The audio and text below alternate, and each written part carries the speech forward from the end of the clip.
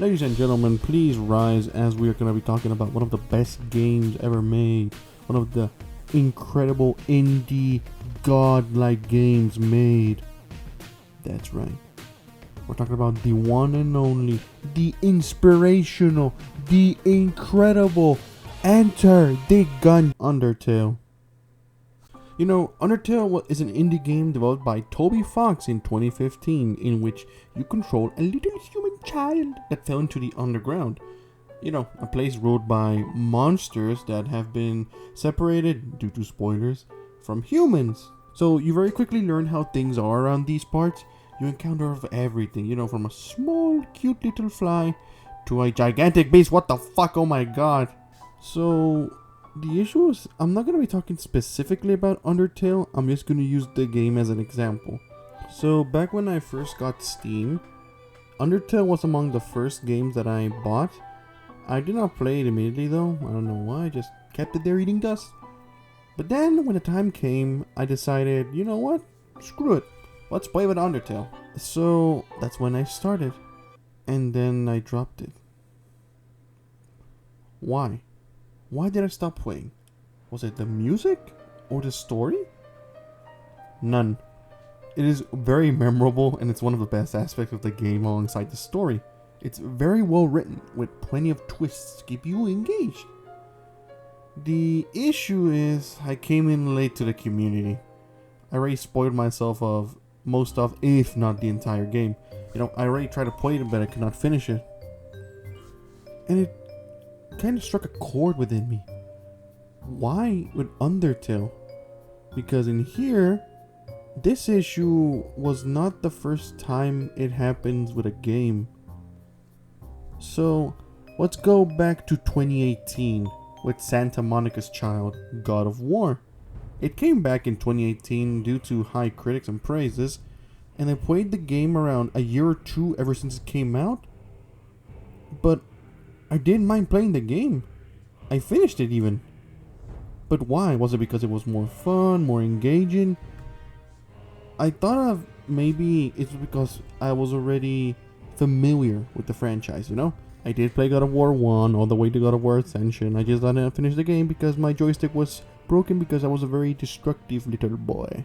Anywho, there's another interesting conundrum I would like to bring up. There is a game by a Polish publisher, Script Welder, that created the Don't Escape trilogy. If I recall correctly, they were in Flash. Last game they did was Don't Escape 4 Days in a Wasteland. I remember being there when it was announced. I got very hyped about it. I recall then watching gameplays of it, and it was pretty fun, specifically with Markiplier, if I recall correctly. He was a great guy. As I got the game finally on my hands, again, one of the very first games of Steam I got, I played it a little bit. I could not finish it, even though I did finish Don't Escape 1, 2, and 3, with Don't Escape 3 being my personal favorite due to the story and atmosphere. So it's not that I'm already familiar with the franchise, because with God of War I was familiar and I did finish it, but with Don't Escape I was familiar but I could not finish it. It was very weird. I kept and keep questioning myself to this day as to why that was the reason. Was it because I got bored? I do not know.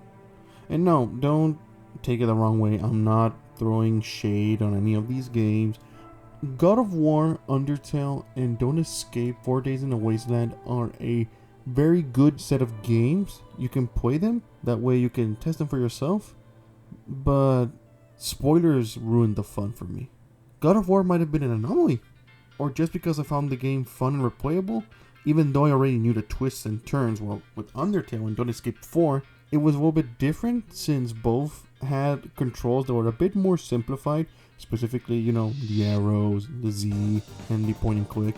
And they were fine, but not enough to keep me entertained, you know?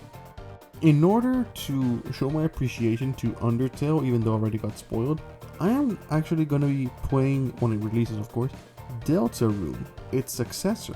And with Deltarune we have another issue. I did get myself spoiled on the first chapter, I recall, but I played it and I finished it. And then when the second chapter came, I saw only a glimpse and then I turned it off. I wanted to experience that myself. And I did. It was pretty fun. The second chapter was the best one, of course. So now I'm currently with everyone else waiting for Deltarune Chapter 5. And I'm gonna try myself to keep away from spoilers from whichever game that comes in, you know?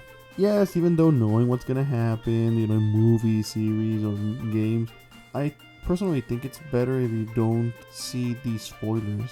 It's best if you go and enter with no idea of what's going to happen. Like personally, you can watch a trailer of the game, just one, and that's it. That way you can like know where to start off your hype, but not too much because you're gonna get spoiled. And if you're the type of person that likes to get spoiled, well, good on you, bro. Good on you. I'm just not that type of person.